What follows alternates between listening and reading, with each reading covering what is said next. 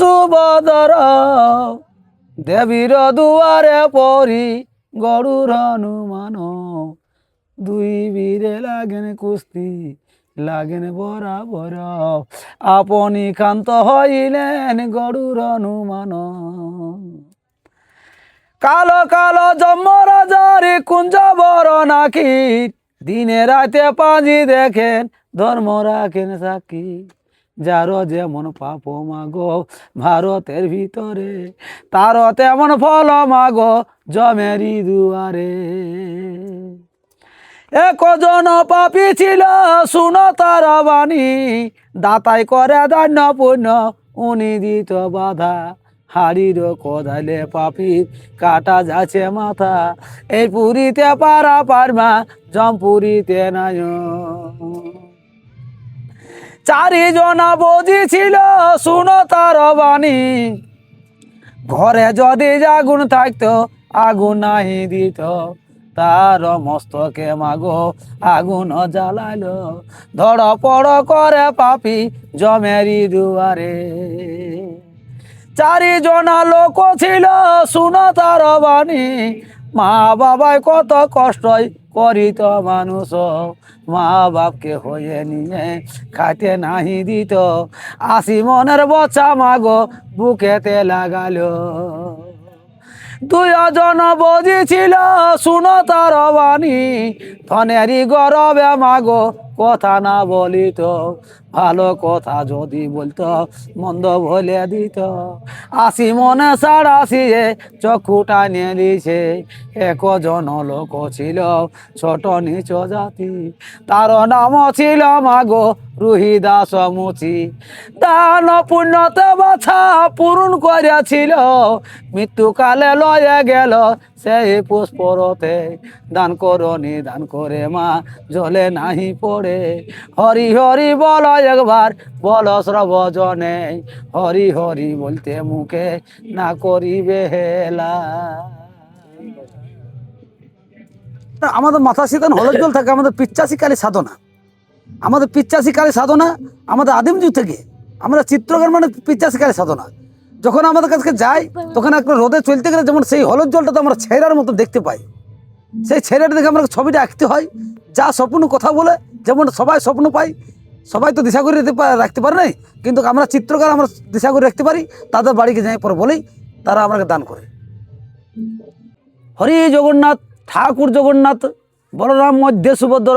বাবা আমরা পাটকার আসিছি বাবা চিত্রকার আমাদের কাছকে চিত্র পটে গেছে আমরা তেবে যেন আসিছি আপনারা বাবুনকে ফোন করেন আমরা ফোন করতে হয় নাই আপনাদের কাছকে আমরা নিজে আসি আমরা পটচিত্র নিয়ে এসেছি আপনাদের কাছকে আগে ঠাকুর দেখাবো তারপর আমরা মানে যা বলেছে স্বপ্নে সেই তার কথাটা আমরা বলবো মা আমরা আজ বড় কষ্ট করে চিত্র ফটো উঠেছে আজ বললো বুঝে পাটকার বাবু ঘরকে লিখে নিয়ে পৌঁছা আজ আমি পূব পশ্চিম উত্তর দক্ষিণ আমি 4 কোণ ঘুরে বলছি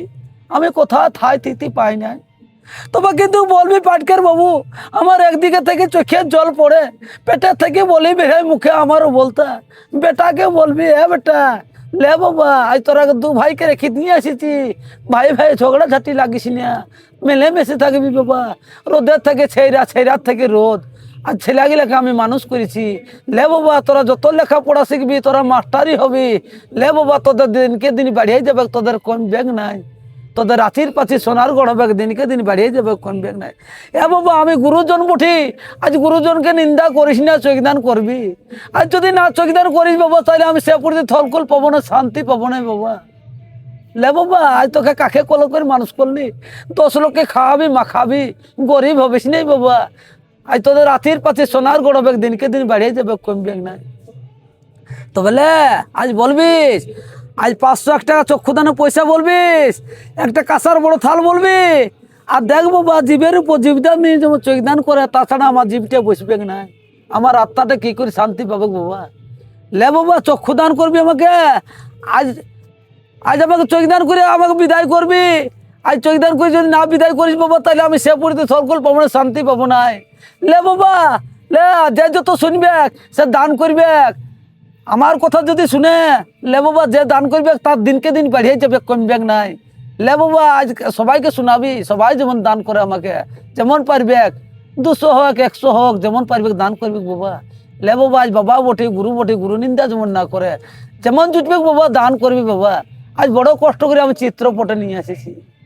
লে বাবা আজ চিত্রকার কাছে উঠেছি। লে আজ দিজ্জলাল চিত্রকার পটচিত্র নিয়ে এসেছে। আজ চিত্রকার আমার নাম হলো দিজ্জলাল চিত্রকার। আজ পটচিত্র নিয়ে আসছি। লে বাবা 200-100 টাকা করে যেমন পারবি যেমন দান করবি বাবা, তোদের কোনোদিন জলে পড়বে না, তোদের দিনকে দিন বাড়িয়ে যাবে। দিন গেলে দিন ফিরে বাপ, জীবনে গেলে নাই ফিরে সারে। আজ সোনার মতন জীবন, আজ সোনার মতন রূপ বাপ, আজ সোনার মতন রূপ আজ মাটিতে মিলালো সার। আজ খালে ভাবি দুমুখী, বিলালে ভাবি দুমুখী রে। আজ তেল কুপি বাপ, আজ তেল কুপি বাপ, আজ বার্নি ঘাট রে। আজ সোনার মতন রূপ আজ বাবা মাটিতে মিলালো সার। আজ সোনার মতন রূপ আজ বাবা আমার আগুনে পুড়াইলে ছাই রে। লে বাবা চোখ দান কর, লে বাবা সবাই দান করবি, যার যেমন জুটবে সবাই দান করবি বসা। আজ বড় কষ্ট করে চিত্রপট উঠবে। লে উঠেছে চোখ দান কর, তোদের আত্মাটা লে বাবা, তোর বাবার আত্মাটা তোর শান্তি কর।